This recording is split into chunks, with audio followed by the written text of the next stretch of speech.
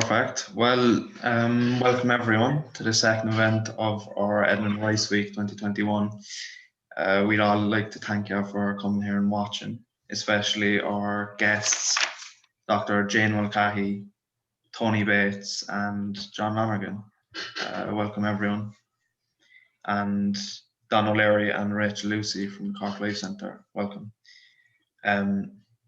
My name is Ryan. I'm a fifth year student in the Cork Life Centre. I came here the start of this year and I'm absolutely loving it. It's amazing. So we're going to spend some time talking about trauma. That's the topic of today. So we're going to ask the guests to share some thoughts and insights, and then we'll open up a panel discussion for anyone to say what they want. If anyone in the audience has any questions or comments, you can type it into the Q&A box and we'll try to get to it later on in the discussion. So Don, if you'd like to say a few words. Yeah, thanks, Ryan. I suppose, look, this is the second day of the conference. The conference has been running for a number of years, and I suppose we want to highlight children and children's rights and issues facing children. And I think this week, with the topics that we have, they are all geared towards young people. I think this is important for the Life Centre in that, you know, many of the people that are coming, and I want to thank Tony, John, and Jane for coming. They're friends of the centre, I suppose, over the years, but they're experts in their own field. I mean, I know some people might have, some of the panelists might say, well, not experts, but they are, and they give very much of their time. And I think it's hugely important that we do talk about children and children's rights, because sometimes rights are seen as gifts by adults. Rights are rights. Children shouldn't have to wait for anyone to give them these. They're theirs. And we should be facilitating that. And I suppose, you know, this year we've taken a slightly different format thanks to COVID, and we're gone online. And I think, you know, it's still great to see so many people getting involved. We do want everyone's input.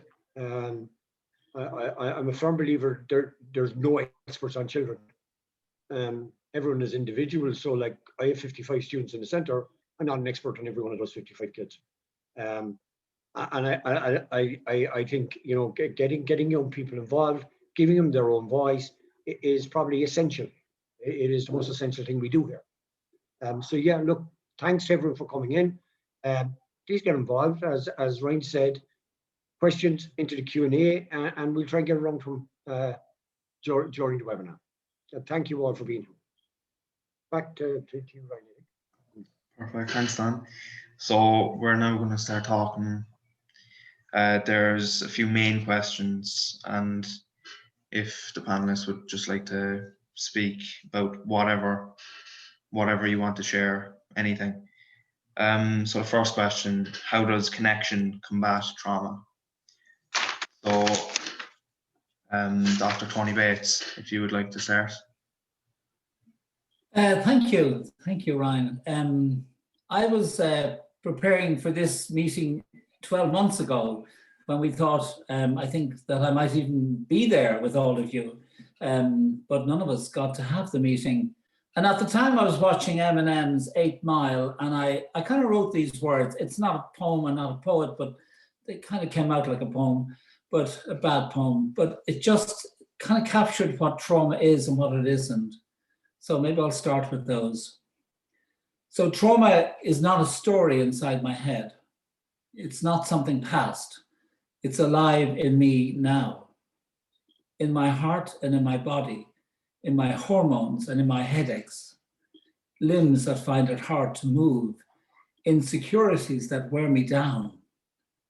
Trauma is a wound in my soul, an image I can't erase, a nightmare that breaks into my sleep, a difficulty in trusting you that stops me being fully here with you now.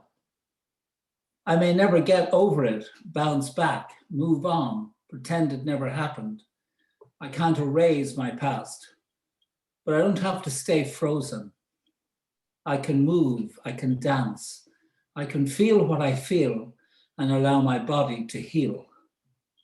I can speak my truth to someone strong enough to take it, who will be my witness and help me make it. I know what it's like not to feel loved, how different it feels when somebody sees me, hears me, and lets me be me. Maybe I can be that person for you when the time comes. Maybe I can make something healing out of the broken pieces of my life. I will not let my past define my future. I have only this one shot, this music, this moment. I will own it and never let it go. So for me, trauma is not a disease or a disorder. It's a wound, not a physical injury, but a wound to the psyche, to the soul. And the wounds of trauma form us and shape our lives. They are what we all have in common. They unite us, but they can also divide us and keep us apart from each other. We wear cloaks of shame because we're embarrassed by our scars. We wear masks to hide from each other. We pretend we're fine. Trauma describes what happens inside us when we experience intensely distressing events, natural disasters, rape, road accidents. These experiences are described as traumatic because nothing has prepared us for them. We can't take them in. They're life-changing. But traumas can also result from experiences that are more subtle, but no less wounding. Growing up in a violent home where the threat of something bad happening is always in the air. Loss, separation, neglect, periods of isolation and loneliness. All of these experiences provoke powerful emotions inside us. Normally when we're threatened, we seek closeness, connection to others, to feel safe. Or we fight back against what's happening, or we escape from a dangerous situation. But when we can't access safety, when we can't fight back or escape, we freeze. We take the intense feelings that have been churned up inside us, and we lock them into our muscles and tissues. We become frozen. We shut out memories of what happened and avoid people and places that may remind us of them. We don't want to relive that pain ever again. We are embarrassed by our wounds, but we shouldn't be. There's nothing bad or shameful about them. What is bad is what caused them. How we behave only seems odd to us because we don't understand that our bodies and minds are trying to protect us. We feel on edge because our body is constantly on the lookout for danger. We overreact because something bad might be about to happen and we feel we need to fight it before it gets the jump on us. We are slow to trust because we know how cruel people can be. We have flashbacks, nightmares, and shudders of anxiety because our bodies need a safety valve, a way to let out some of that painful energy. All these symptoms do not mean that I'm mad. They just mean that I can be hard to take. Unhealed traumas are like homeless orphans who stand outside our houses, looking in the window at our normal, happy lives and wishing they could be part of it. But we don't allow them in because we're afraid they'll mess everything up. We pull the curtains, but they won't go away. Sometimes they rattle the window frames to remind us that they're there. Healing the wounds of trauma doesn't happen overnight. It can take a long time. Trauma surfaces when it's safe. When we do invite them in, some of them will be raw and hurting. We need to be in a good place to look after them. They're not our enemy, they are our babies. They need minding. They will need good adults who eat, sleep, and know how to take care of themselves. They will need a community where they can feel safe with, people with whom we've built strong bonds of trust. Maybe right now we're not in a place where we're strong enough to take care of some of these traumas. That's fine.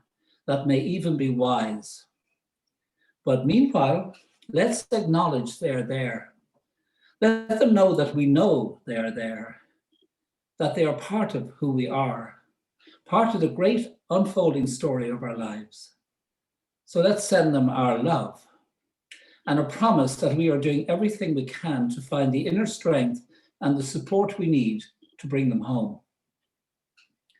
Here's one final thing about the wounds of trauma. They are what allow us to see the pain in each other and feel close to each other. I could not be here talking about this stuff in my life if my life hadn't been blessed with trauma from an early age. God was very good to me. He always knew I'd be a psychologist. He started my training early and laid on a curriculum of traumas that has always kept me on my toes. Trauma is also what has created the Cork Life Centre. None of you would be here if you hadn't been wounded in some way. And if it hadn't been that people with wounds of their own created this place as a place of healing and a place of flourishing.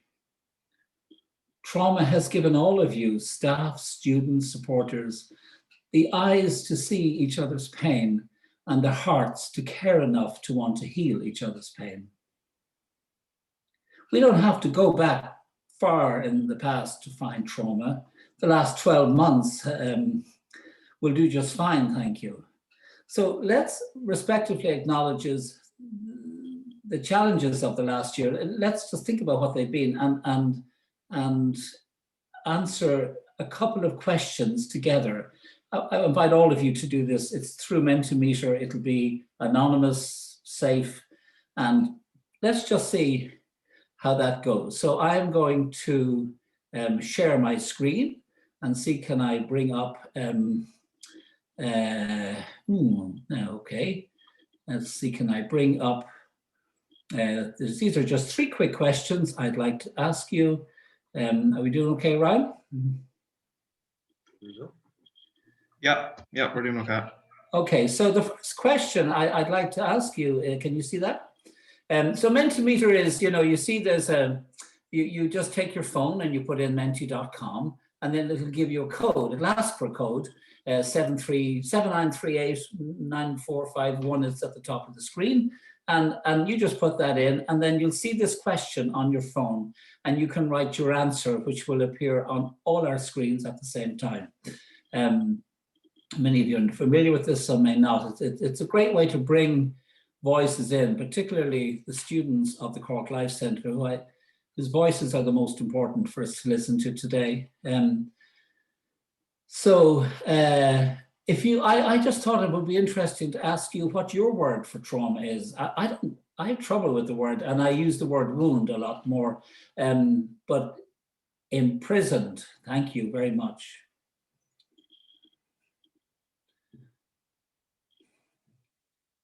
Stress, crisis. My wife's used the word brutalized, broken, hurt, outcast, trapped. And according as the word is used, according to the frequency of the word that words that you give back, the font size changes to reflect that. So at the moment, hurt is the leader and closely followed by pain and adversity. Spicy brain juice. Now there's one I hadn't thought about. Thank you.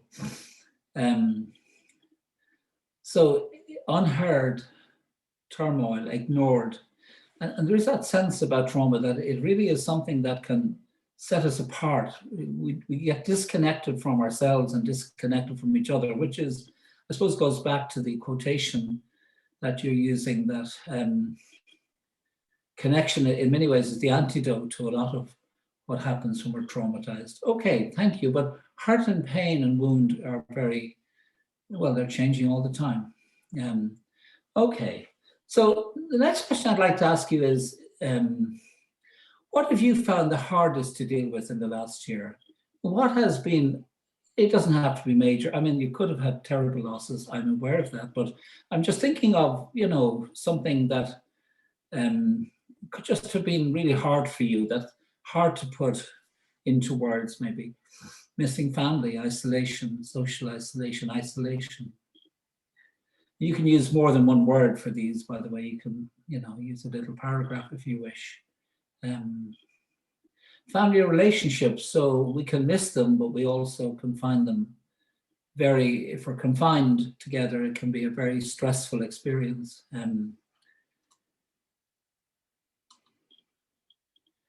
Not being able to be with my mum, and she's dying of COVID. I can't imagine how, I can only imagine how hard that must be. Global panini, global warming, all that stuff. I think COVID has exaggerated all of these other traumas that were sort of on the periphery until the past year. The confinement of loss and loss of wider connections, loss of contact. There's no doubt that loss of contact, loneliness, and being separated from people that are critical to us seem to have been an experience of many of you. And here's one that's different again, developing relationship with others. So it's been hard to make relationship, to make friendships. And I guess many of you in Cork Life Centre are at a time in your life when that's what your job is, to build relationships within peer groups. That is your developmental task, and it's the very thing you've not been able to do. Pandemi lovato. Okay, I'm not sure what that means. Not being able to find proper help for my son has made things worse. I think our mental health services have a whole lot to answer for when they come back, because they have closed off access for people at a time people have really, really needed their help. And at the same time as my, shop assistant and SuperValue turns up every day for help, it's hard. And one final question, and then I'm done. What's one thing you need to heal from the past year? That's a funny question. What's one thing you need to heal from the past year? What's one thing you need, or one thing you think might help? That would... Connection, number one. I guess your quote is right, Rachel. People need connection. Men. Therapy? Question mark. Compassion. To feel loved. Okay. Time and a break from hurt. Understanding from peers. Empathy. A decent hug. I'd settle for even a warm handshake at this stage. I can't remember what that even feels like. Normality, self-worth, stability. Just getting back to normal and feeling safe and comfortable, not having to worry about contacting COVID or passing it on. My lack of not making enough calls to people. So, I think there are things that need to heal that are hard to say, because they're little tiny things.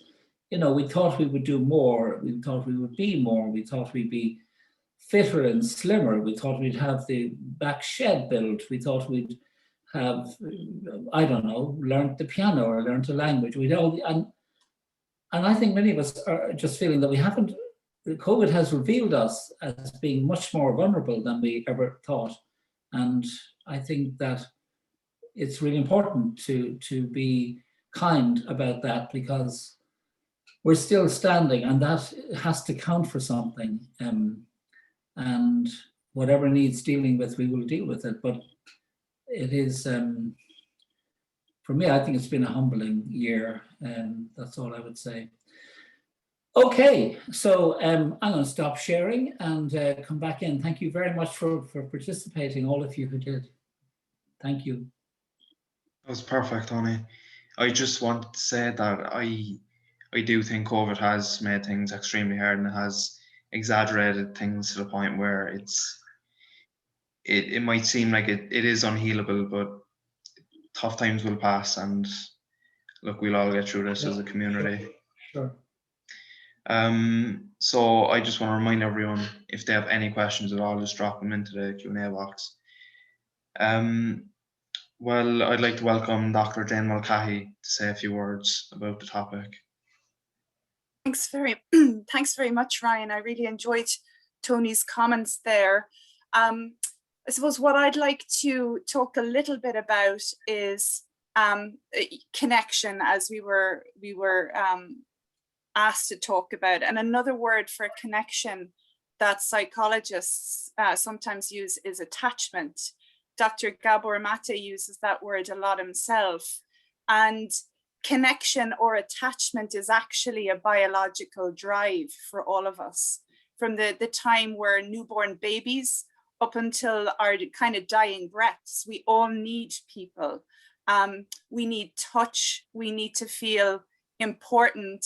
And just in terms of the whole COVID discussion, we need one another. We actually kind of belong to one another in ways we don't even realize, because I don't just miss people that I know and love. I actually miss random strangers. I miss the small, everyday, what I might have thought previously as meaningless interactions. They're not meaningless at all. They're very meaningful. If you get a smile now, with or without a mask, when people's eyes light up if they see you, there's something very powerful about that. And it's because we're social creatures. But the problem with a lot of trauma is that it occurs within the kind of intimate family group, not all of it.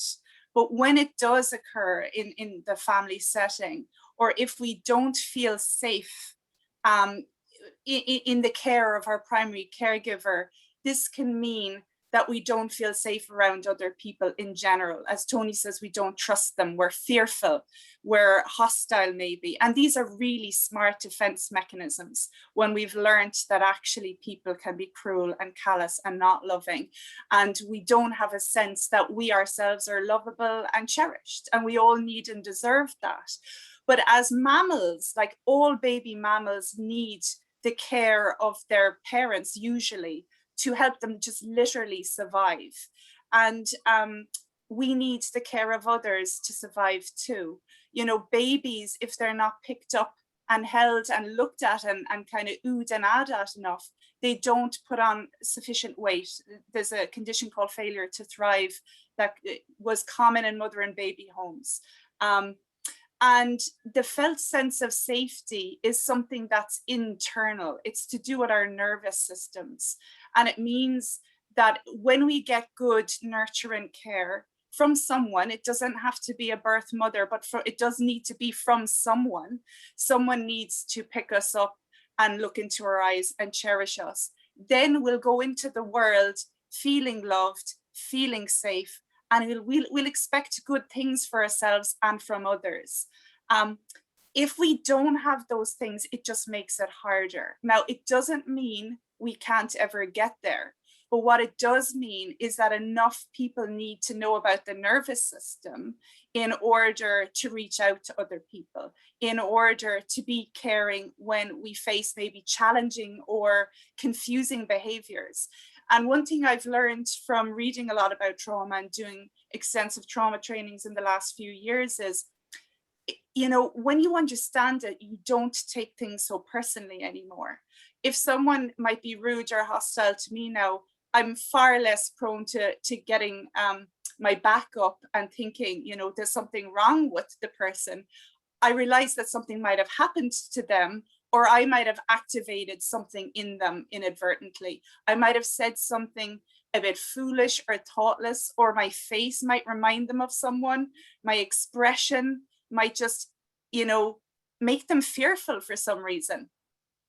And once we understand these things, it's kind of liberating, because as I say, you don't take offense so much anymore. You become curious maybe as to what might be going on. And I found myself that, you know, we all can have actually very positive healing interactions with people, even people we don't know terribly well, if we can, I suppose, exude a safe energy. And that's not simple. You know, that is not simple at all. I'm thinking about some occasions in the past where I know people were waiting for certain responses from me because of previous experiences they've had with others. For example, members of the traveling community. or traveler community. Because there's mass racism out there and people are very ignorant and have prejudices, people can then be waiting literally for the next insult or slight to occur. And I think we all need to be aware that just because we presume that we're safe to be around, other people don't necessarily feel that, because defense mechanisms are there for a reason. They're to protect people from the wounds, the onslaughts that Tony spoke about so eloquently. It is actually quite efficient if I presume I'm going to be insulted, if I've been insulted 100 times in the past 3 days. The same if I'm LGBT and I have spent my growing up years experiencing bullying. But the wonderful thing is, once we can feel safe in connection, we can start to heal. And I do feel very strongly that we all have a role to play in this. And the great thing is about learning about trauma, you kind of start to behave better yourself. You're more reflective about how you interact. And also, guys, it's okay if we get it wrong sometimes, if we make mistakes ourselves, you know, if we are a bit reactive, because we're not saints. We do have our own baggage and our own stuff, but I think relational repair is really important. And if we do mess up somehow, adults need to model the ability to apologize and to extend an olive branch and say, look, I'm very sorry for being thoughtless or saying something hurtful, because lots of people do grow up in environments where no one ever apologizes for anything, where really hurtful, harmful things occur, and people then don't learn how to repair those harms. But safety really isn't something we can take for granted in our interpersonal relationships, and without safety, we're not going to be able to relate well to one another. In a classroom setting, we're not going to be able to learn.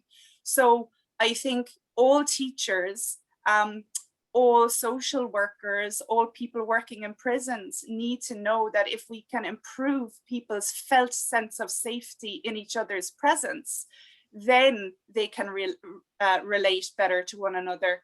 Bruce Perry, who's written a book with Oprah Winfrey, has a lovely phrase about regulate, relate, reason. And he says you have to engage with everyone, not just kids, everyone, colleagues as well, friends, parents, whoever, on this basis. And if we, by regulation, it means soothing the nervous system. So returning to a sense of balance where we're not unduly stressed and agitated, or where we've dissociated because something has been said or done that's activated us. But once we become regulated, then we're open to having some sort of positive relational interaction, not before then. So if I'm highly dysregulated and upset or edgy, I'm not going to be in a position to listen to what you have to say. I'm not going to be open to being your friend. I'm not going to be in a good space as a parent. And no one has ever calmed down after being told to calm down or get over it. No one ever in the history of the world. I certainly haven't anyway. So instead, it's better to say, I can see that you're upset, or, you know, is there something going on with you that you'd like to tell me about?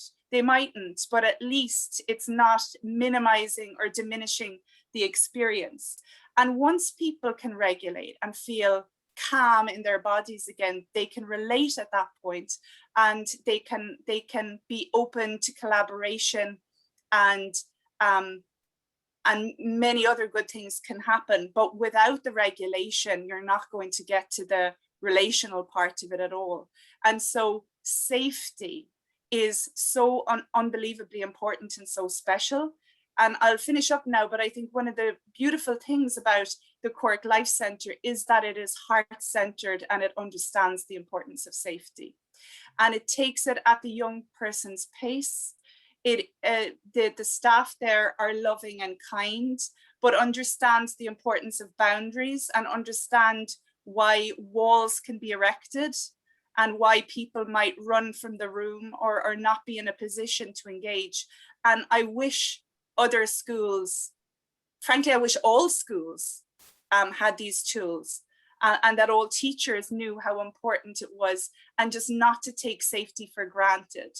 But once it's there, once the relationship can be built, magic can occur, as is evident with the students at the Cork Life Centre. Thank you. That was perfect. I fully agree with that 100%. I feel there is a safety in the school. If I need to talk to someone, I can talk to someone, and there's no demeaning kind of language they use towards me. They're completely understanding. I think that's the biggest thing in the school, is that no matter where you come from, no matter what you've been through, everyone here wants to help, and I think that's amazing. Like, but perfect. I'd like to ask now John Lonergan if you'd like to say a few words on it. Yeah, thank you very much, and thanks to Jane and Dr. Tony as well for their great stuff, really. And I suppose I'm coming from a different perspective, in that I'm not a psychologist or psychiatrist, and I haven't studied psychology or psychiatry, so I'm going to use just my practical experience, which was very much based in prison, but working with a very age group from 12-year-olds at one stage right up to older people, both men and women. So it comes from that, and I suppose I've been making more observations than anything in terms of the theme we're looking at today is the role of connection with trauma. First observation I suppose I'll make is a personal one, that I personally wasn't aware of the significance of trauma in people's lives until very recently, in the last 5 or 6 years maybe. I give a long time working in the prison system, and I wasn't even aware of the existence of it and how it might and was affecting people. And that's the first thing. And I met thousands of people that I now know would have been and were very seriously traumatized from before birth in some cases, because I'm now well aware that it can actually happen to a child before that child is even born, or maybe even conceived as a result of their parents having experienced trauma, and certainly during birth and after birth. So I met thousands and thousands of people that I'm now convinced were very badly traumatized, didn't know of it themselves, they weren't aware of themselves, and nobody else did either. And a very small number then would have made contacts with or facilitated in some way with professional help over the years with psychology or psychiatry, that might have helped, but they were a tiny number in comparison to the overall numbers. And that's, I suppose, my first observation, that it's a huge issue, that is, that vast numbers of people are not even aware of it, and that the responses that are there are often the most inappropriate responses. And prison would be a great example of that, that in many cases, for those who are traumatized, prison actually would be the last resort, or it would be the last place to send them, because of it only exacerbates it rather than reduces or eliminates it. So that would be my first observation. I want to make this comment in relation to the Life Centre and other centres and institutions as well, because they're often confused, because you hear about institutions doing this and institutions doing that, good and bad, or centres doing good or bad. And the observation I want to make, especially to the students, is they're not institutions. Institutions actually do nothing. Centres do nothing of their own. The system, the official government system, does nothing on its own or of its own. It's the people who are there, and particularly the people who are in charge and who contribute to the services. It's people who make decisions, and it's people who make a difference. And I've no doubt in saying that what differentiates the Life Centre in Cork from any other educational centre is the people who actually work there and supply the service there. And it is their attitude and their openness and their ability to connect with people that is the main hub of the whole thing. Everything else, in my view, is secondary. So I often said that it's people. Like in prison, I always said prison, is all about people, not about institution, and not about security, and not about anything else. It's about people, and it's very important, I think, that we're aware of that. It's about people. Connection. When I'm talking to teachers occasionally, I always say to them, or I'm a youth leader or anybody in authority, I'm always saying, and I've been saying it for many years, that connection is far superior than correction, because many people are constantly correcting people. And I have always said, you're wasting your time, you're wasting your energy, just give it up. It doesn't work. Parents give a lot of our time as parents, we give a lot of our time correcting, and far too less of our time in developing connection. Because I absolutely believe that if the connection is there and if the connection is soundly based, correction will happen on its own accord. You don't have to do it at all. And maybe I should give a little example of that in a way. I was reading and listening to an interview that Roy Keane gave a few years ago around his relationship with Sir Alex Ferguson.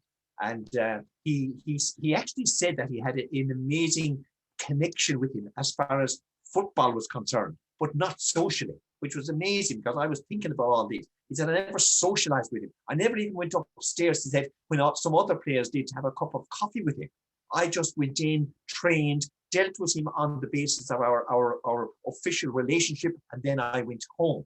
But he explained what that connection was. He said he remember one match he played against Aston Villa, and he said I had a very poor first half. And when he went into the dressing room, he said, Sir Alex just looked at me, said nothing. He just looked at me, and he said, instantly, I said, I've let him down today. I haven't given my best today. And that is an example of the power of connection. He didn't have to give out to him. He didn't have to challenge him. He just communicated almost through mannerisms and through eye contact. You know, you are not playing your best. You're not putting it all in today. So in relation to COVID and connection, I hate masks. I absolutely hate them. I use them because I have to, but I'm hoping that as soon as possible that masks will be removed again. And I hope that people don't get into the habit and the dependency of them, of continuing to wear them when there is no absolute need anymore, because of that, what it does in relation to contact and connection. Because while we have some little connection with eyes, but if your face is completely masked, a big portion of that natural connection is gone. Like Jane mentioned already, the smile thing. So look how significant is that smile thing, that smile of which enables connection. It's the first step actually in starting a connection, is that mannerism, the smile, and what it conveys to the other person. And there is a danger. One of the things around connection at the moment is there's a danger that some of the things that have been introduced with COVID, and they can become a habit almost, and people get used to them, and then almost develop a dependency on them, and that would be a significant danger. We must remember that the government's official policy and health's official policy all during COVID was to exploit actually the psychology of fear, because that's what it was. They kept putting the fear of God into people that if you don't do A, B, and C, you're going to spread this disease, or you're going to get it yourself and you're going to die. Now, fine, that was a tactic, and it did work in many cases for most people, but it hasn't done a lot of damage. That's my view. I believe that it has done a lot of damage, and the things that Jane was talking about, the things that are not taking place anymore, the handshakes, the hugs, that human connection, all those sort of things have been very, very damaged. And I believe that in many cases, people have been traumatized as a result. One other observation, and this is funny in its own way, but it's also very, I suppose, it's very serious.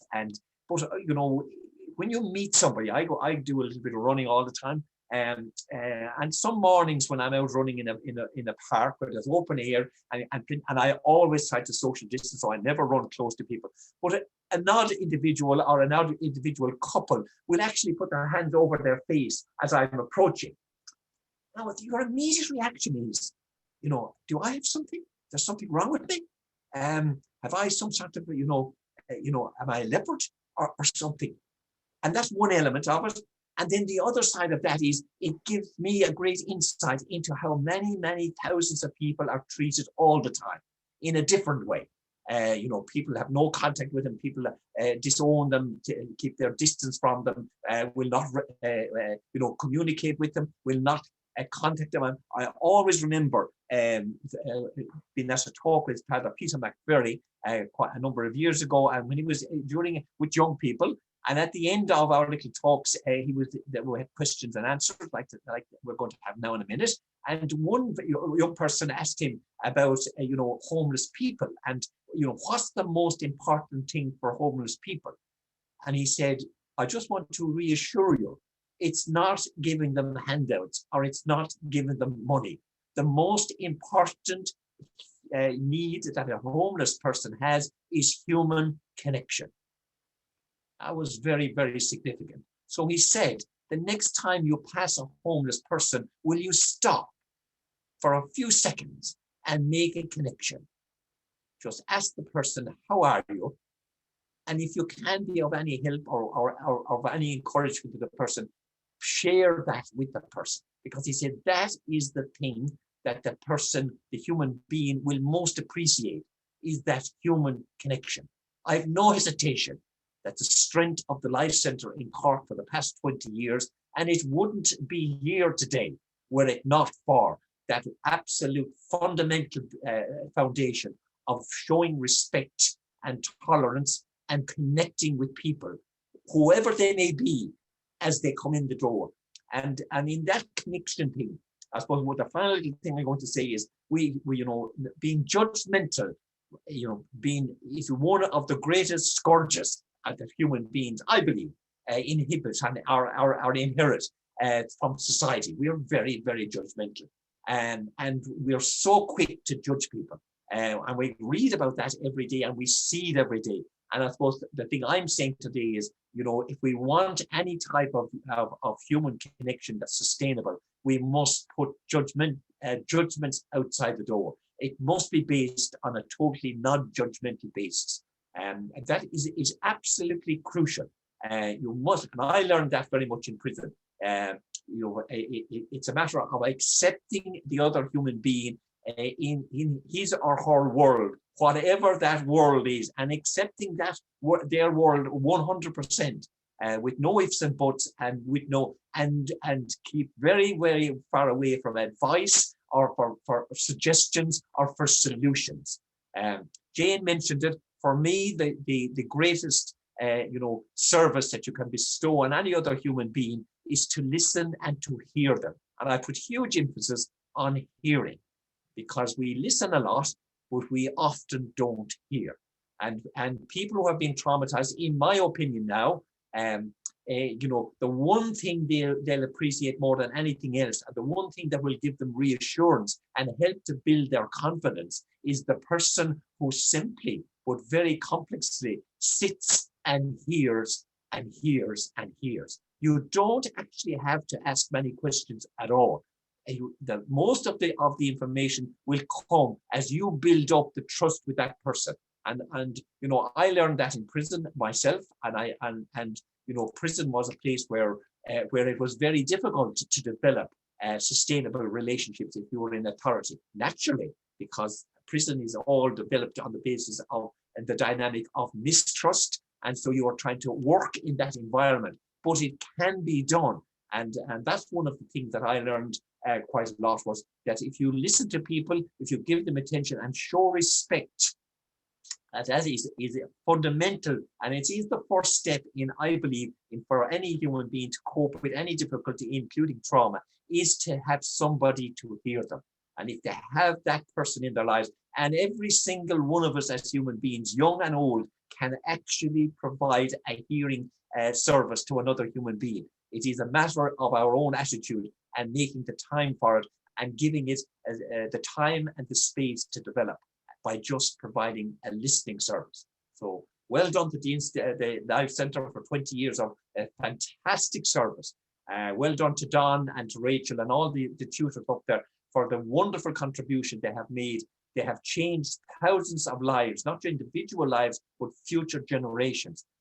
So their legacy is enormous, and it's still only 20 years. So well done. Perfect, John. Thank you. I want to add on to what you said about just listening.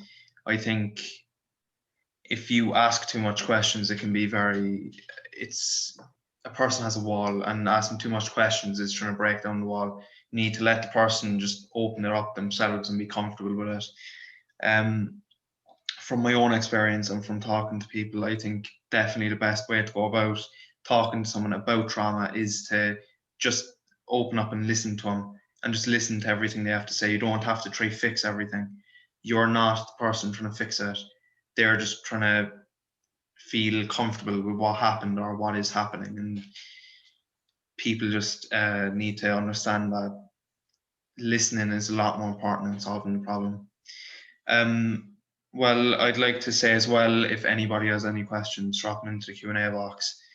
And I'd like to invite Don to say a few words. Yeah, I suppose I'm totally engrossed with the talks that each of our guests has given. I suppose what I'm very taken with is Tony's wounded soul. It is such a nice way to explain trauma in a way. I think in a way it would be a lot less hurtful to people to hear that, because I know when you talk about trauma, it's sometimes the word itself can turn young people off, and I'm talking about working with young people and hearing their perspectives. I suppose the big thing for me in all of this, and I think it's central to connection, is building relationships. You know, building relationships with respect and honesty. Being non-judgmental is essential to this. And I think Jane, in again, one of Jane's points was, you know, adults need to be able to learn to apologize. You know, we all make mistakes. I often say to staff here at the induction that, you know, we all remember, well, I suspect we all remember. I mean, I'm a bit older now, but I still remember being in secondary school, and you get a substitute teacher in, terrified walking into the class, and one of the ways you could make that substitute teacher run or be quiet was to ask them a question you knew they weren't going to be able to answer. That was meant normally would you be sent to the principal's office or stand out against the wall. I mean, for me, the easy way out of that is something I've learned over the years, and I think it's a very respectful approach as well, in that, okay, so say that you don't know, but you will go and check and you'll bring the answer back, and then do bring the answer back. In a way, it stopped anyone from, that was the end of the gags. And if someone really wanted to know, you were being respectful, you were going to go and get it. And I do think, I mean, I kind of, you know, I think John touched on this, you know, trauma was there years before we used the word trauma. It's always been there. You know, we now understand that it can be intergenerational, you know, and it's passed from great grandfather down, and it keeps coming, you know, and to be aware of that. But I do think that when we're dealing with trauma, I think Ryan made a very good point in that, you know, don't question. You know, questioning in relation to it is not the way to go. Build a relationship, and it will come. Don't try and force your way in there. That can have dire effects on both adults and young people. But I do get the sense of when I'm working with young people, in that sometimes just sitting there, just being in the moment with the young person is absolutely an amazing thing to do. Just quietness. No one looking for anything. But I do feel, you know, that when we explore this, and trauma is not becoming a big issue, that when we explore it, we will start to see the deficiency in our services. We just don't have the services. And I suppose, look, if you look at Oberstone and look at some of the stats that Oberstone has produced over the last number of years in relation to the issues affecting the young people in their care, it's addiction, it's kids in care, it's mental health, it's being out of education, it's not being wanted in the community. And that leads me to think, and knowing about the services, it's not a surprise. Our addiction services are broken. There's not enough beds for young people or adults. Our mental health system is overrun, and it's now not able to cope with the needs of our young people. CAMS, not blaming individuals. The systems are at fault here. Education, largest class sizes in Europe. Young people who, again, intergenerationally, it can be passed on, are not expected to achieve. So somehow they're moved on, and it's already expected that they're going to move on. And if you look at the services and where they're going, it kind of explains sometimes why young people are ending up in Obersum, because our other systems are broke. And the one that's available is the juvenile justice system. And that's really sad, when you think of that. I think, correction. John brought up about that, and we have decided that when someone does something wrong, we look for correction, and correction can be carried out in a detention center or a prison, and it doesn't work.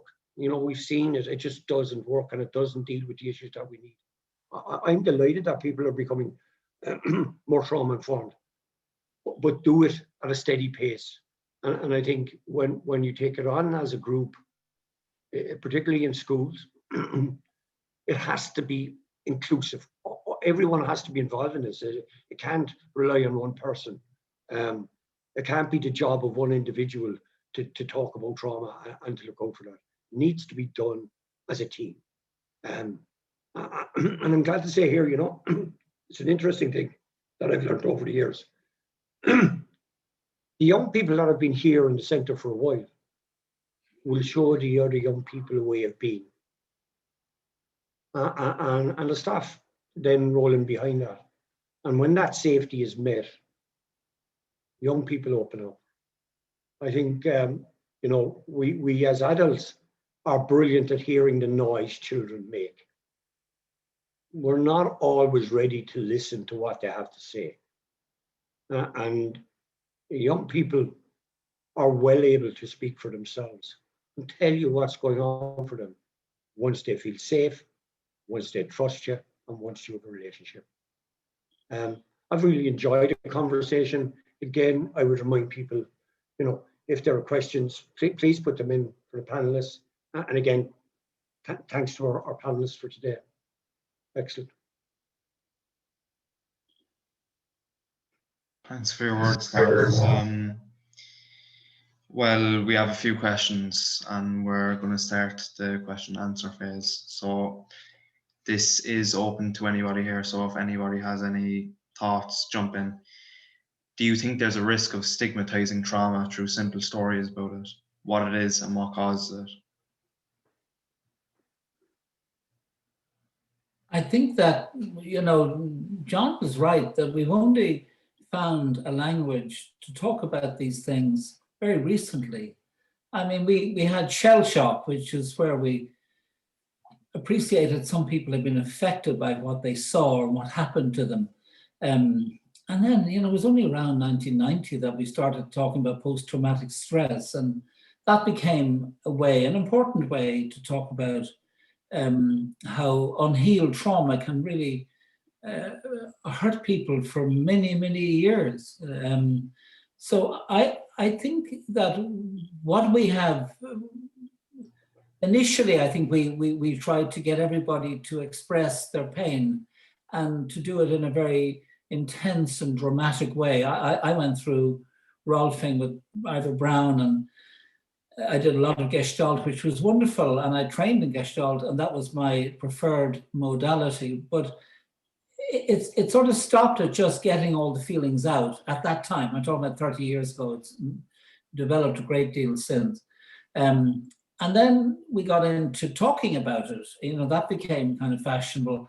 And I think that can be very important, of course.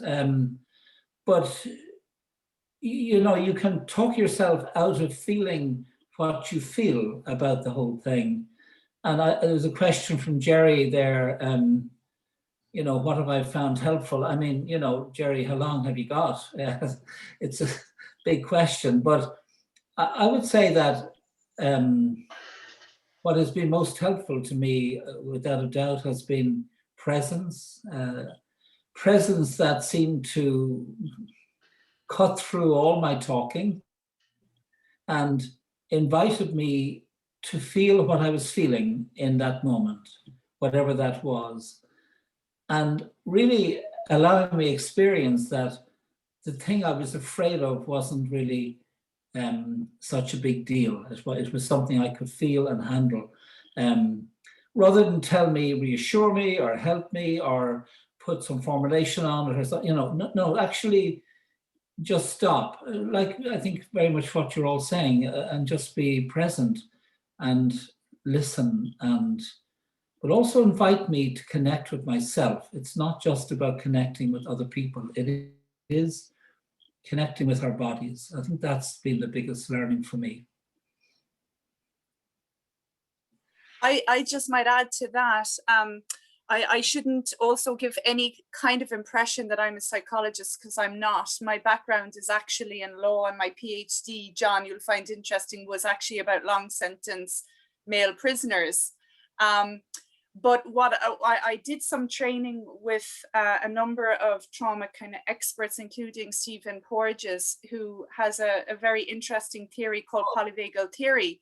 And the vagus nerve runs from our gut up to our brainstem and kind of hits everything in between the heart and the lungs. And it's very key to regulating our nervous system. And Stephen Porges would say about trauma that if we fixate on the events themselves, then we can blame people for their responses, because we won't all experience the same type of incidents with the same degree of intensity. And in particular, because most of us don't understand the nervous system, we blame rape survivors a lot of the time for the shock state or the frozen and fear state. The legal system does not understand that shutting down in, you know, because there is a life threat. People don't necessarily shout and roar or fight people off. They conserve their power in order to avert the life threat. So there's a need for kind of mass education, I believe, across every system, including education, including the court system, about how our bodies work and what are actually normal responses to stressors. But even things, and Stephen Porges gave this example himself, an unwanted medical procedure can cause a reaction in the body. Things like adoption can be not remembered at all, but pre-verbal traumas that happen when the infant is a couple of months old can linger in the body. And so body-based interventions that involve shaking up and releasing some of the frozen energy seem to be very important, like somatic experiencing or deep brain reorienting. You know, as Tony said, a lot of this is comparatively newer. We're learning more all the time about useful mechanisms, but there seems to be certain limitations to just talking about trauma. That Bessel van der Kolk says he could talk about his trauma or he could feel it. And you kind of need to feel it in order to heal it. But that's not to say that we don't all benefit from these witnesses and people who can bear to sit with us and acknowledge that we've been harmed. So I think it's a mix, and nothing will work equally well with everyone because of the complexity of human nature and how we respond to threats. Great. Wonderful to hear about polyvagal theory. I tried to introduce the country gently to that a week ago on Brendan O'Connor and had them all booing, but it's an extraordinary discovery, and it's so new, and it makes sense of all the things we've ever thought. I feel in my gut, my heart is broken. It makes sense. We are not wrong about those things. I love van der Kolk's thing that the key to healing trauma is to somehow let the body know that the war is over, that it's just safe to come out from behind the rock and just live, you know, and it's how do we connect with the body to let it know it's okay. And that I think takes skill. It's simple, but it takes real skill. And I think we're just learning ways to do that as therapists. So no, great. I thought you were a psychologist, Jane. You sound better than most psychologists I've heard. Yeah, I suppose I just make one point from my own experience, and that is, I just to go back to the connection thing. I think when I'm talking about connection anyway, I think it's very important that the person who is the listener or the hearer in that connection knows where their own strengths and weaknesses are, and always knowing when they need to pass it on. I believe that in the building of that relationship, as that relationship develops, then you can guide the person and help the person, and even make a suggestion down the road for that person that they may need professional therapy. They may need to move on to somebody who can actually help them on a professional basis. I suppose the thing I'm advocating is the first step is often to make that connection with somebody, and that person then can actually be a very influential person in the life of the person who is maybe suffering with the consequences of trauma. But there will be often a stage when an ordinary lay person like myself will get out of our depth in relation to the issue. Like if a child is suffering, we know that we have to report sexual abuse, but physical abuse, there's lots of traumas that children and then young adults and even older adults have as a result of their life history. But there's a time when the ordinary person who is that initial connection has to know that there's an appropriate time to pass on or to make a suggestion that you might be, or this might be something you would consider doing. Best still, if you can build a relationship that the person himself or herself will make that suggestion to you. Perhaps I knew that in drug addiction in Mountjoy, for instance, the best solution always was when the addicted person made the suggestion themselves after a while in the relationship, I need help now for my addiction. And then you can say, wow, you're in the right place now, and I'll make sure you have that service provided for you. And that is the secret, I think. And it's just to make that point. And then the last little thing is the question was around stigma. Remember what stigma is. Stigma is fundamentally based on judgmental attitude. So it's a judgment, and we're saying already, if you want to make progress at all, you must do it on the basis of being non-judgmental. If we are non-judgmental, there'll be no stigma.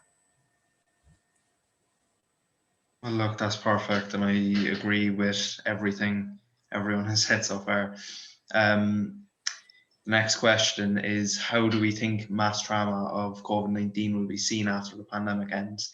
What do you think should be done to change or combat this? It's open, so anyone jump in. Well, one positive, if there's any positive from all of this, might be that we now are more aware about the importance of relationships, because so many of us were running around racing, motivated by, in some ways, things that didn't really matter. Yes, we need to earn a living, we need to go to college and all of these things, but there were a lot of distractions. And I do think parts of the pandemic for me were pleasant, when I was connecting a bit more with my children, when I was taking the time, when I wasn't running and racing as much. But I do think one of the things I'd like to see, I suppose, is that we try and promote what Cormac Russell calls the village again. We have a village problem, and part of our mental health challenges and addictions and suicide rates are because of this village problem, because we don't or have not cared enough about one another in the past. We've insisted that wounded people carry the burden all on their own, suffer in silence. I mean, so many of our normal phrases that are that anyone, a man or woman or a child in the street would know them, suffer in silence. Why do we insist on this?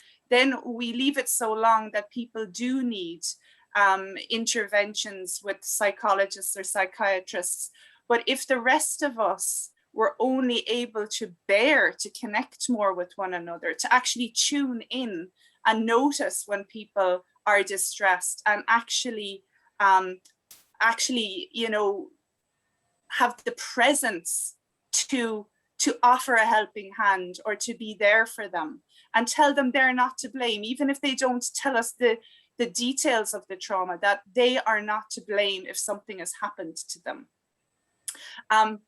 I think we all have a role to play in this. I don't think we can leave it all just to the psychologists and psychiatrists, because we will never have enough, I think. And COVID has made all of our mental health that bit more fragile, I think. And just by talking to people and sharing, but that requires safety. And the problem is people have tried to share in the past with people and they've been shut down. And a big problem with prisoners, I think, and young people in detention is that their stories have been sidelined. They're actual real stories of why they've ended up there. It's not just about poverty, it's poverty plus all this trauma and adversity and lack of connection. And the systems and the rest of us have trapped people in those storylines. So a big thing that I think is important is, sure, we don't need to tell everyone they're traumatized and they're broken and all of that. But I think it is actually, trauma can be a hopeful narrative because there is always healing, and healing does occur within connection. But we can't just say healing occurs in connection, but only with paid professionals. I think we can step up to the plate and put ourselves out there. But we do also need to take care of ourselves, you know, and you can't pour from an empty cup either. So it's a balance, but I do think if we can just bear to be there for one another more, then we may not all get to these crisis points, but we will always need crisis intervention and we need more of it. But I think we need to try and arrest it before it gets to that point, if that makes sense. Yeah, I just want to add, I think that what Jane said is absolutely true in relation to, I just say that maybe we are after getting a better balance in our lives, that we begin to realize that there's work, there's family, there's personal time, there's sleep, and there's a whole lot of it. I think the thing I would love to see continuing is, because I've never seen as many people exercising outdoors in the last 12 months. Thousands of people that have never exercised in their lives are exercising daily. That's a very positive thing. One of the greatest contributions to good health and long-term health is exercise. So I hope that continues, and that when COVID is all over, that people are now in the habit of it, and especially young people. And if I may be not sexist now, but because we know from research that young girls in particular, you know, they drop out of sports, physical sports. Many of them don't participate in physical exercise at all, to the detriment of their long-term health. So I hope that, one of the messages coming out of this would be that everybody, young and old, male and female, and anybody, irrespective of, their gender, that exercise will be something that they will, grow to love and to realize the benefits of it. That's the plus side. The negative side that I think that is something that society really needs to be on its toe about and to really pay attention to is the huge dependency that has developed with young people, particularly on the whole social media technology side. When I was talking to parents before COVID, the one thing I was saying to parents all the time was, listen, will you take an interest in and get agreement with your children and teenagers around the amount of time that they're going to spend on social media? And one of the things I used to say, and there's a no-no, was don't allow it at the food table, because that's the time for conversation, and don't allow young people to be bringing it to bed because they need sleep. And I know from my own grandchildren even, that because of education being dependent upon it for a year, and because of a whole lot of other rules and regulations that fell by the wayside because of COVID, there is a danger now that young people like Colm O'Rourke, the famous footballer and principal of St. Patrick's in Navan, has constantly said we better be careful that young people don't sacrifice sport and activities and hobbies for social media and technology. And that, I think, is going to be a huge challenge to try to get the balances right. Social media is brilliant. It has wonderful pluses, but it can also be something that can be very addictive and can actually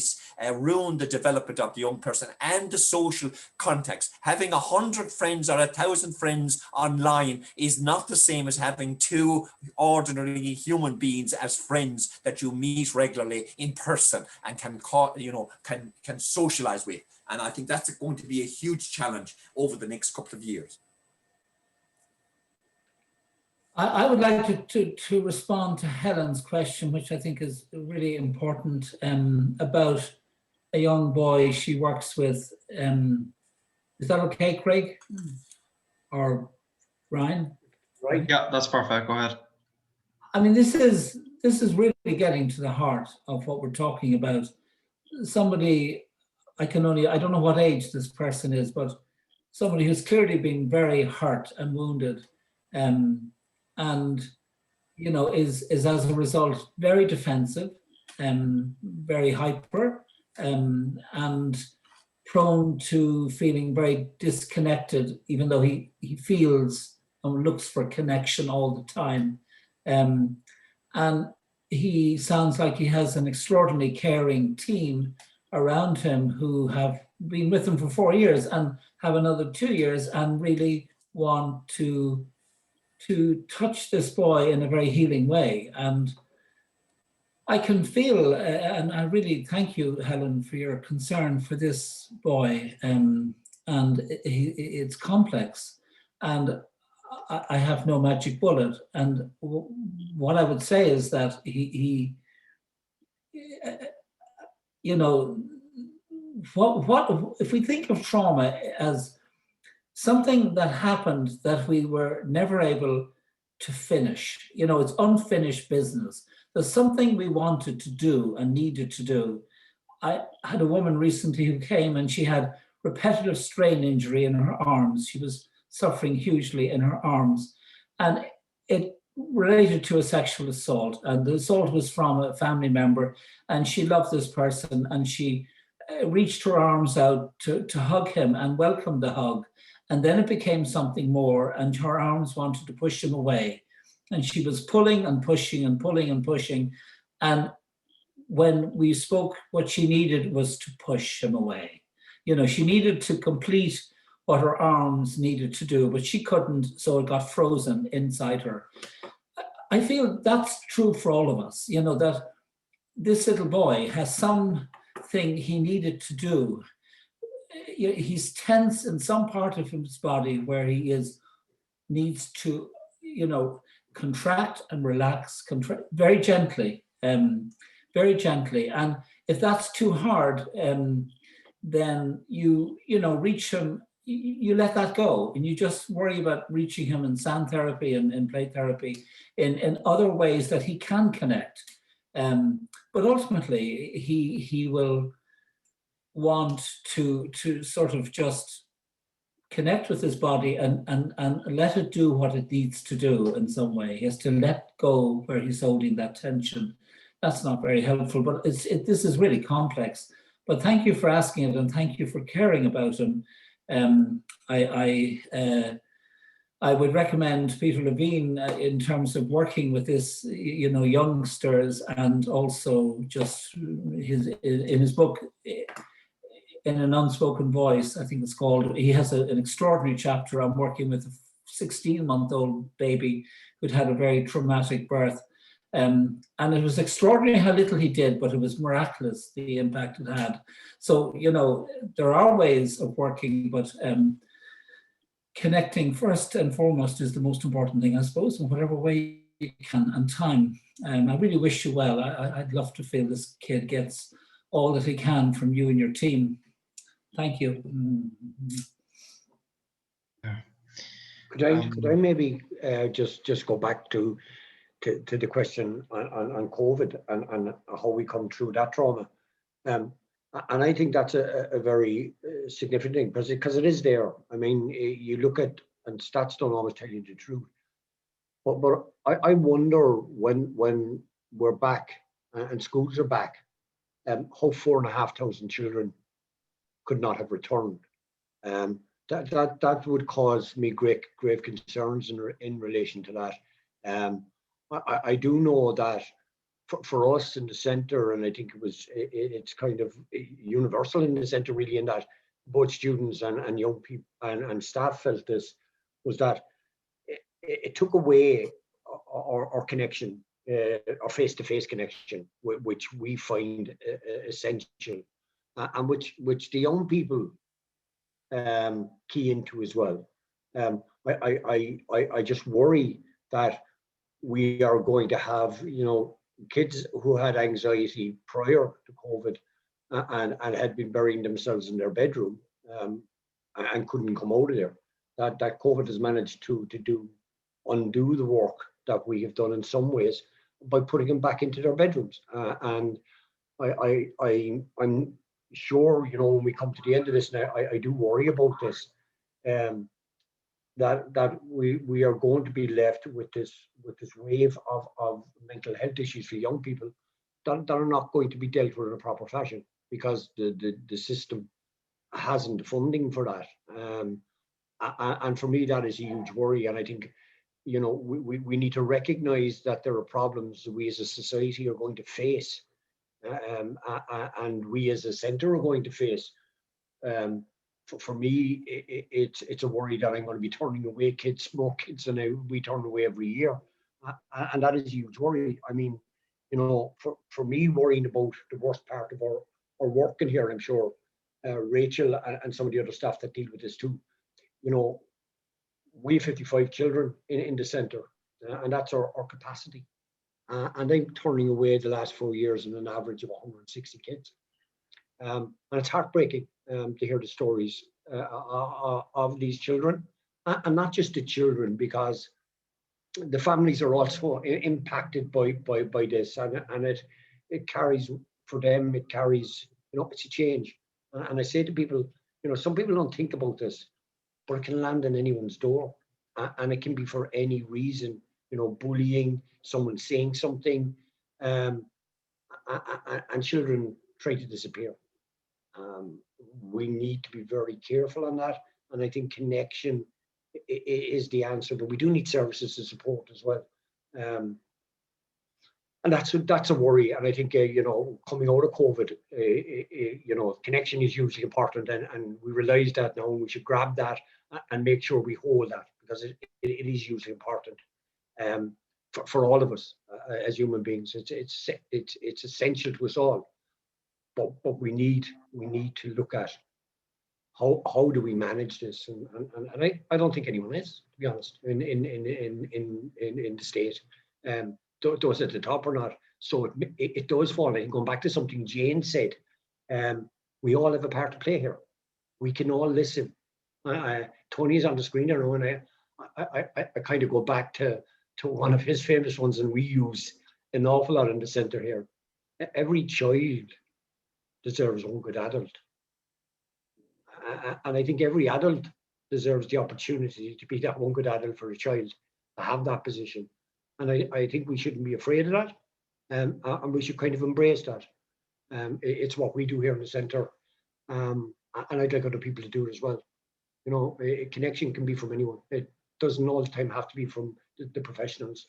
Yeah, there may be need for professionals, and I'm not saying they're not needed, but it can start with the one good adult that Tony we've taken it on from him and kind of stolen it, but we do credit you with it, Tony. So that's the thing. But it is a vital concept, I think, for children, and even for other adults. Be that one good adult. Yeah. Can I just come in and ask, we had an awful lot of questions and we won't get to them all, but before Ryan, you might bring us one more question to the panel, but before that, I just want to share a comment from Sinead, which it would be hard for Ryan to share himself, which is to congratulate Ryan on doing a wonderful job of facilitating the webinar today, efficient, articulate, professional, and all the while being empathetic. So I think it's really important to share that one. And I know Ryan would be too humble to share it himself. So you could bring us a last question, Ryan. Thank you. Yeah. So our last question would probably be, how do we protect staff from trauma, deal with the fact that often those who support others have their own trauma history?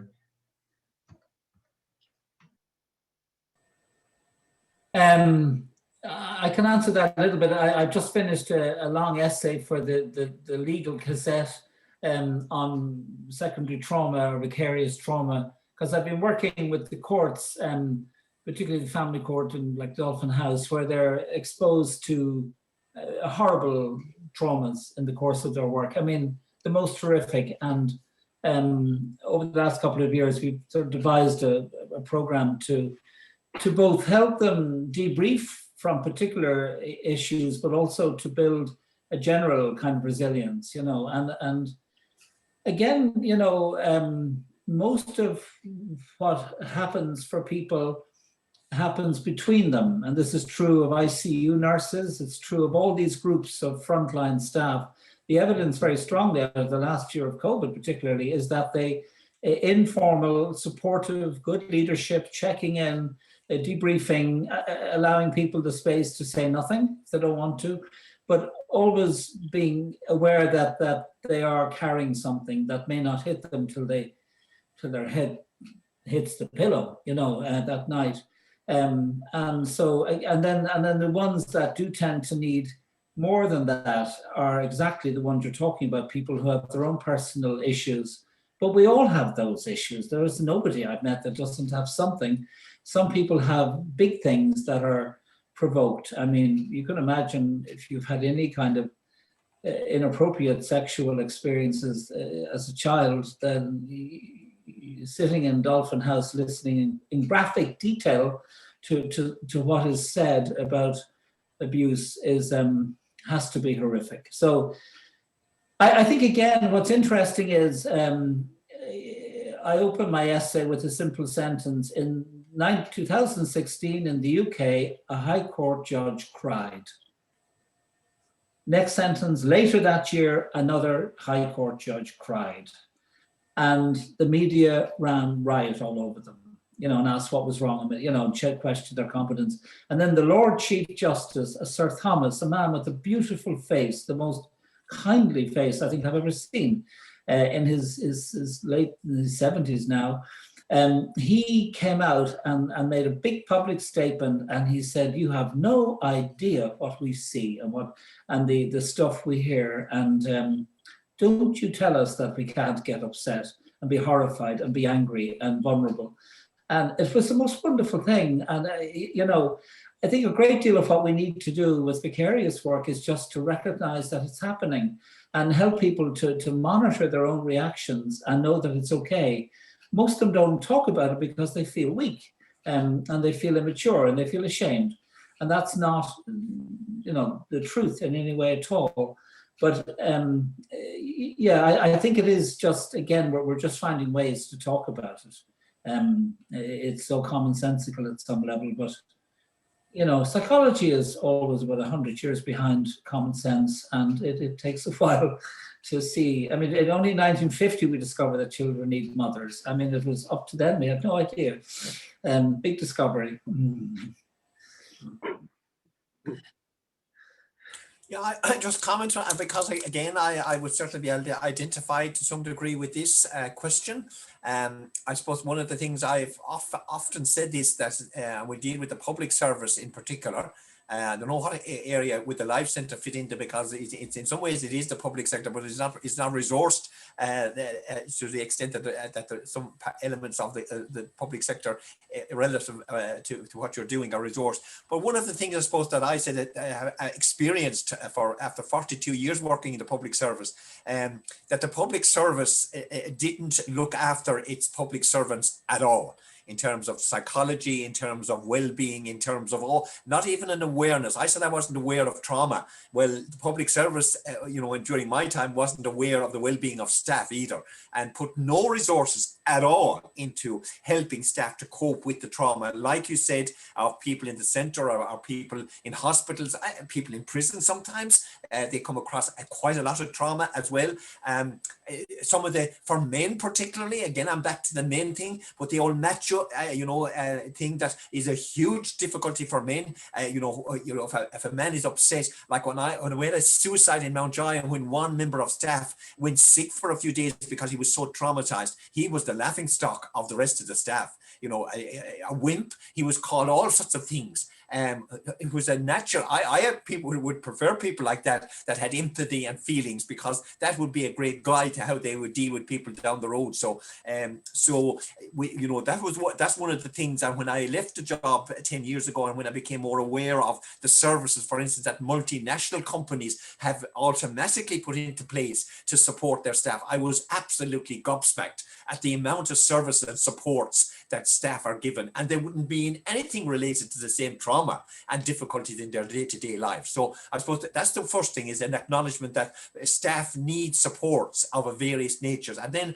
I suppose a few things that you can do as an employer or as a manager: time off. The person who is constantly working and going home, working at home, in again the next day, all that sort of time off. And the final thing I'd make is, and sometimes then people need help on this, but to try to leave, to separate your family life as much as you can. We know that there's an overlap, but if as much as you can, to try to leave life at home and work as much as possible, because I certainly tried to do that a lot myself, and I worked very hard at that when I came out the gate at 6:30 in the evening or whatever time it was, that I said, right, that is it. And having something to do that would take your mind away. I use sport a lot, coaching, involved with teams. Great, wonderful, way of coming out and going off, maybe training a team, running with them, shouting at them. But I mean, the one thing it did, it completely detached you from your day-to-day job. And things like that, hobbies, lots of different things like that would help you to get away from that environment, because you cannot continue day and night to live the job with the trauma and deal with it. So other people's trauma that often traumatize you as well. And I think it's an acknowledgement that type of pressure is on people is the first step. Do I have time to add a brief comment? I think what John was saying there about the sports and coming back into our bodies is so important, because an unfortunate thing about being human beings is that we're obsessed with reason and thinking, and we think we've more control over the world than we actually do. And we dislike emotions, and we particularly are uncomfortable with them in men, as both John and maybe Tony was also saying. And this is a real problem, because emotions don't have a gender. They are really important messages about our feelings, in the world around other people. So if we feel joyfully, we need to know where we're feeling that. If we're fearful, we might feel it in our gut or in our neck or whatever. And we do need to tune into our bodies more, because if we're highly stressed, I know sometimes when talking about trauma, I get activated, I get hot, because it's important, I feel passionate about it. But if you're listening to traumatic material all the time, and your neck is bracing and you're tense and your jaw's clenching, we need to tune into these signs, because we need to do something to release that. And so sport is a really important activity, actually, and it's a polyvagal informed activity, apparently, that regulates our nervous system and helps us connect with one another differently. Singing is meant to be really good. Dancing, drumming are activities that you can do, or mindfulness and yoga. But in terms of staff provision, I do think it's really important that if people are doing jobs where there are high levels of traumatized population, for example, prisoners, young people in detention, people in mental health settings, then the employers need to spend money on keeping their employees safe and well. And we can't denigrate people for being upset because someone has committed suicide or something tragic has occurred. If we don't feel safe as employees to say, I am really distressed by something, then our whole systems are broken. And how can we engage well with people with high levels of trauma if the systems themselves are so trauma inducing? That's a phrase that Karen Traceman uses all the time. And I think most of our human facing services, actually, our systems are quite trauma inducing, and we need to flip that so that they're reducing for all concerned. So that means money needs to be spent on training about trauma and the nervous system at a basic level, and then also some sort of supports that are accessible to people when they need them, and they are not blamed or shamed for asking for them. You know, that's pretty basic. Just if I could come in on that, I suppose within the centre, the informal supports are important, but there are times when that just isn't enough. And a few years ago, we implemented the scheme whereby staff can get counselling, and it's not. It can be done anonymously. All you have to do is go and get the phone number. No one asks you what it's about, and you go and do it. And I think I do take up on something John said in relation to males. You know, I think it's hugely important that young males and actually young people see that, you know, you're sad, something has touched you, and showing emotions is not a weakness, and we need to stop looking at it like that, and that you get an opportunity to, you know, if you're sad, you cry. Like, that's a basic human reaction, and I think that's okay, and it's quite acceptable in here. I'd say people in the centre have seen me cry, and I'm not ashamed to admit that. When you hear things, but it is about, you know, again, you can't control your emotions all the time. You can't keep them under check. When you're hearing things, then you react. Try not to react when the young person is telling their story or anything like that. But, you know, you need to be able to leave it out too. And I think it's hugely important. I think Jane said a while ago, you know, you can't drink from an empty cup. And the day you become tired of listening is a day that you maybe should think about the career you're in. I think for your own sake and for everyone else's. And I do think, you know, if something affects you, then it affects you. Don't try to pretend it doesn't. And, you know, we as a society have an awful lot to answer for when you know, you think about it. Men have to be strong. So if you're strong, you don't cry, you don't show emotions, and you just get on with it. That's not what happens. You're burying it, and it's going to come out. And so for me, you know, I often say here, if someone is crying, they're role modeling for the young people. And I think that's hugely important. I'm sorry, I'm not going to be sorry that people have seen me with teary eyes and seen some of the other staff with teary eyes as well. Sometimes that can be from laughing. A lot of it can be, but I think you need to show that. And you know, I think it's a good sign. I think if people can show emotions, then young people can kind of accept you more and relate to you more. Because for young people, that's the natural thing to do. It should be natural for all of us, but it isn't. More the pity.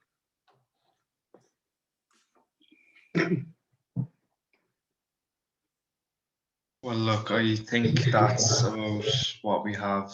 I'd like to thank everyone on the panel. I'd like to thank Dan and Rachel for organising it, and for Craig helping us out with the technical difficulties. And thanks to the audience, everyone sending questions or just listening in. Thanks everyone genuinely thanks. So Rachel, if you'd like to close off. Thank you, Ryan. I'm going to just cop out completely and say there's no way that I can summarise the richness of that discussion. What I'm going to do instead is just practice a bit of gratitude, because that helps me when I feel wounded by the world, which I think, you know, was a theme of today.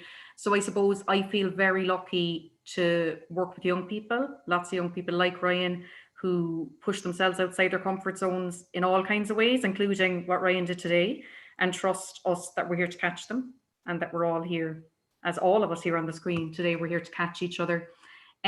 Also just practice gratitude for everybody sitting on that panel. There is a great friend to the centre and to myself and Don. And I feel really lucky that they presented here today as human beings, you know, who were fallible, who bear their own wounds, and, you know, don't know everything and have lots left to learn, but at the same time we're willing to share their wealth of wisdom with us. And then my final, there was a bit of a theme in our discussion about, you know, the last year and how we move forward. So just to share my hope about that is that, you know, we've built up some kind of necessary defense mechanisms. I think John touched on that and everyone touched on it over the last year that we needed.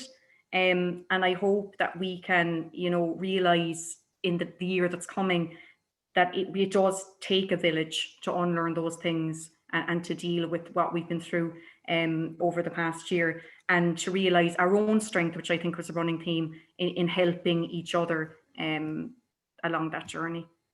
So just thank you, as my final words, just thanks so much to everyone for being part of this important conversation. Thank you.